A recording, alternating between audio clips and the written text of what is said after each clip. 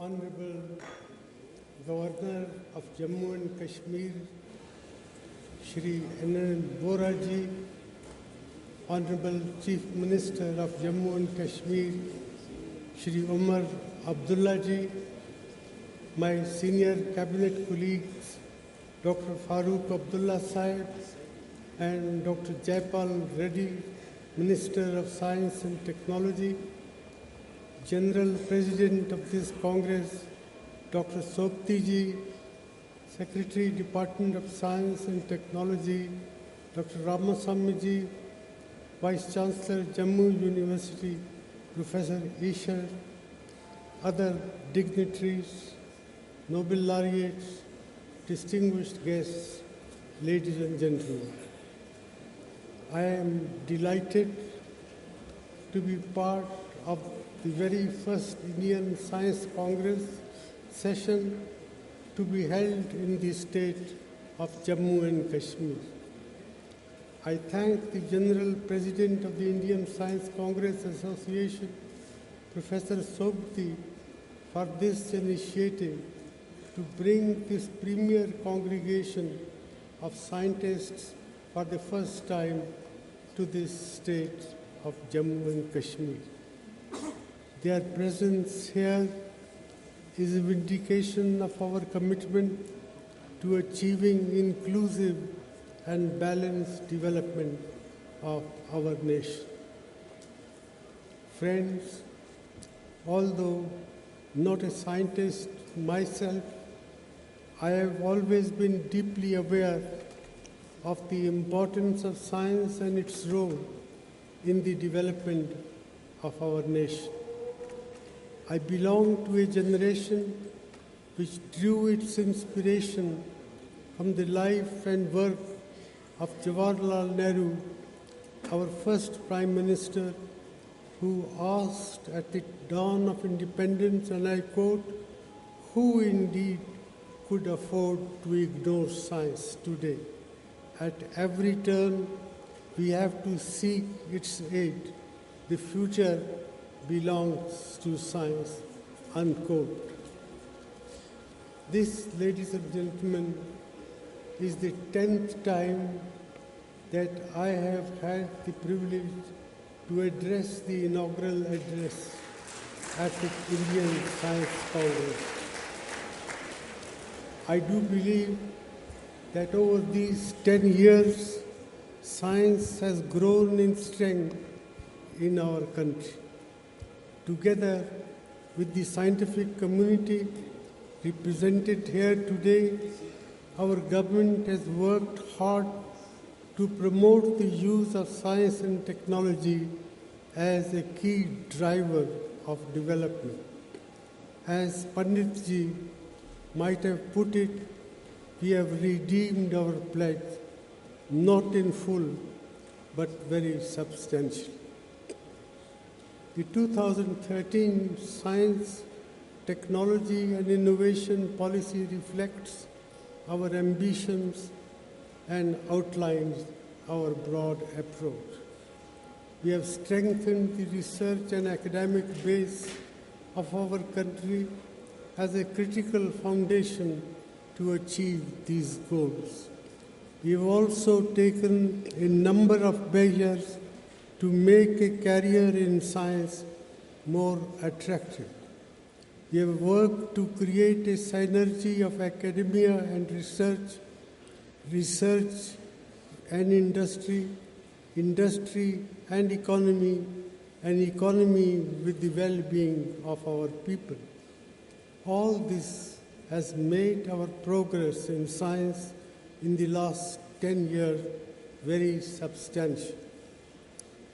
Ladies and gentlemen, our ability to contribute to the world of science depends crucially on the quality and the strength of our educational system.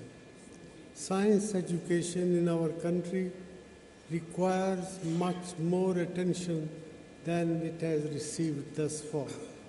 In the next few years, we will have the largest young population entering higher education. We must find, therefore, ways and means of encouraging them to take up the right path that will provide them not only productive employment but also excitement in their profession. We need to ensure that the best among our young people take up science as a career, and to do this, we must ensure that it is attractive enough for them to do so.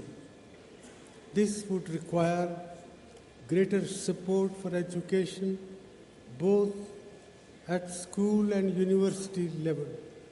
We are succeeding in expanding quantitatively at both the school level and in the higher education.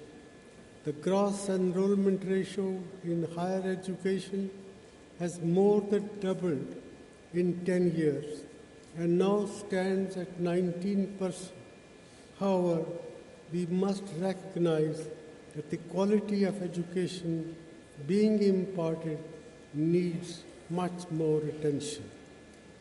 The 5 Indian Institutes of Science, Education and Research we have created have added a new dimension to excellence in the cause of science education.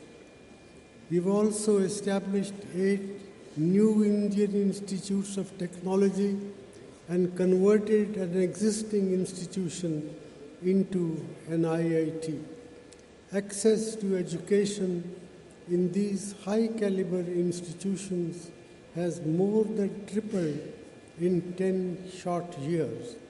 This is a significant development.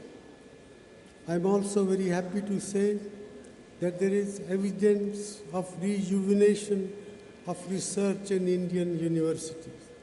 Global surveys this year have put Punjab University at the top of Indian institutions of higher learning.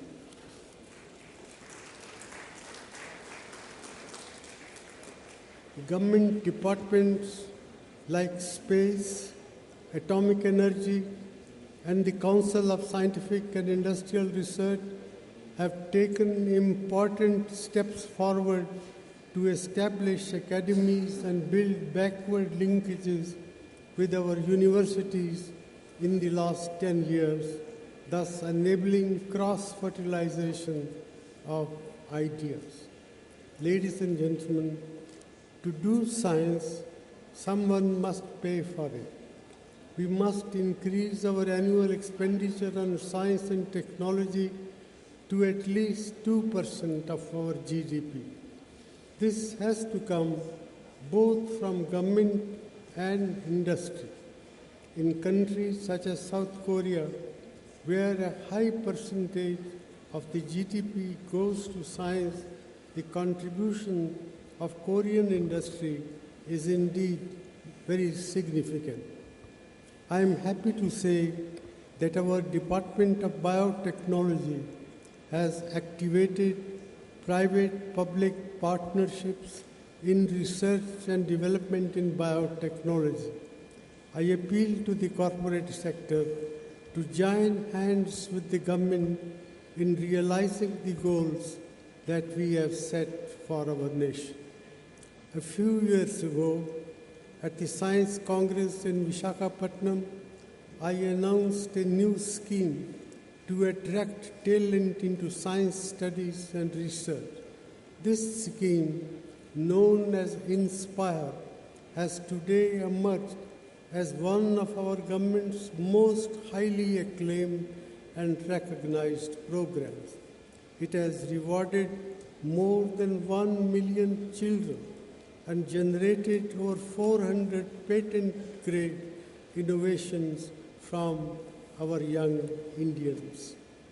A major research funding organization, the National Science and Engineering Research Board, has just started functioning. This board is managed by scientists and it has simplified funding procedures. We expect much more from it in supporting individual scientists as well as groups of scientists in creating small units devoted to crucial sectors at the very frontiers of science. Ladies and gentlemen, some of our mission-oriented agencies have truly done us proud.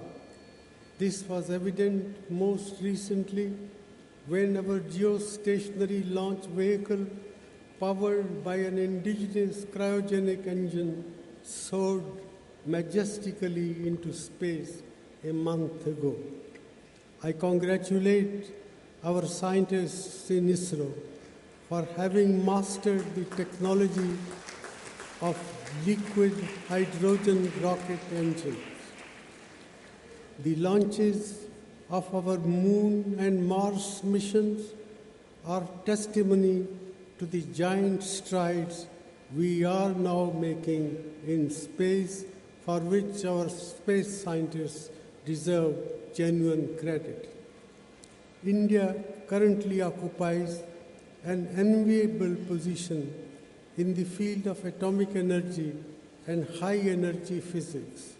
Indian nuclear scientists are attracting global interest in their efforts to develop the fast breeder reactor.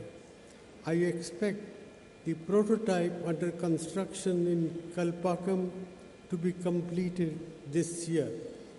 It will be a great day for Indian science and technology because we will be one of the few countries in the world with leadership in a completely new area of nuclear technology that can contribute non-polluting electrical power. Our advances in meteorology were evident during the recent cyclone in Odisha, when we received accurate forecasts of the landfall point that were more accurate than the forecasts of well-known international bodies. Our decision to set up a new Ministry of Earth Sciences following the Indian Ocean tsunami in 2004 and to invest in world-class tsunami for warning systems in 2007 has been amply rewarded. We now have the ability to issue alerts within 13 minutes of a tsunami-genic event. This has established India's scientific leadership in the Indian Ocean region. I would also like to see continuous improvement in our monsoon prediction capability through the recently launched monsoon mission so that we avert the kind of calamities that we saw in Uttarakhand last year. Recognizing the role of scientific input for accessible and affordable healthcare programs, our government has established a new department for health education and research. Efforts to discover drugs for neglected diseases are beginning to bear fruit. A rotavirus vaccine, a new drug for malaria, and many other leads emanating from collaborative research are all reassuring developments.